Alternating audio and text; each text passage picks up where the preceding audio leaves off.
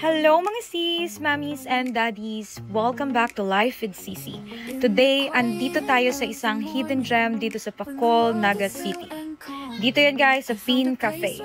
Grabe, sobrang ganda ng place, very cozy, romantic, and super Instagram worthy. Tingnan nyo guys yung place, ang liwa-liwanag dahil ang daming mga pailaw and garden vibe yung place na to guys.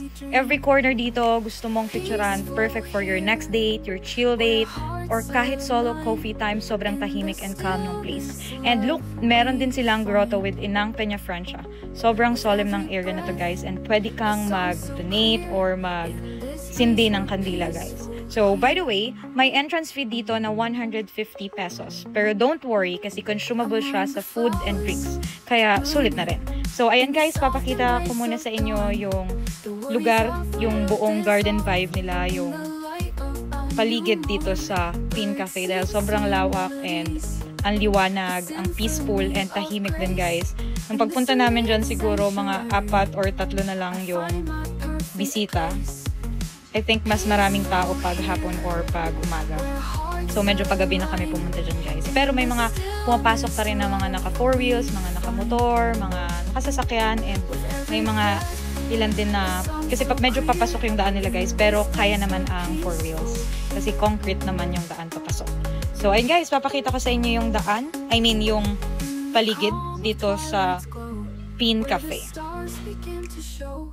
We sit and watch the night unfold in a peace that we both know. Hand in hand we journey far, guided by the evening star. In this moment hearts are near, in this place we're peaceful here. As the sun sets on the horizon, painting skies in hues of gold, we bask in the serene beauty of a love that's gently told. In the whispers of the night, in the silence of the heart, we find a peace so tender, a love that won't depart.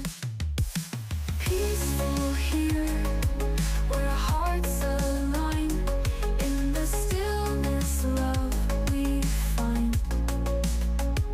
With every breath, a song so clear, in this place we're peaceful here. So, ayun guys, yung area nila na napakaganda and napakaliwanag kahit gabi na guys. And ma-appreciate mo talaga siya pag gabi dahil sobrang ganda ng mga lights nila and ng area nila. So, eto pala guys yung area kung saan kung saan kayo mag-o-order ng pagkain. So, we ordered their best-selling noodles and frap. And guys, ang sarap, lasang-lasa and perfect combo while enjoying the scenery. So, yung binili naming frap dyan guys is Oreo, buko, and mango. Sabi ni nanay, sobrang sarap daw ng noodles. As in, siguro ito yung 10 out of 10 na noodles dito sa Naga. So far for us. Kasi ang dami niyang halo, plus masarap talaga. And yung frap, ina-expect ko, yung common na frap kasing nalalasahan ko is matamis. So dito, saktong-sakto lang yung tamis nila guys. So yan pala yung mga area, pwede daw dyan mag-book, sabi nung isang staff. And isa pa pala guys na positive talaga dito, sobrang approachable and ang babait talaga ng staff nila. So marami silang mga hall dyan guys, kung may mga event kayong gustong i-book, pwede. So yun lang guys, food is good, ang area, ang staff, ang babait talaga nila. So ayan, if you're looking for a place na maganda, tahimik, romantic, and Instagrammable, Pin Cafe in Bacol, Naga is the place to be. So yun, don't forget to like, comment, and follow us for more fun, food, and travel content. See you on our next vlog. Bye-bye!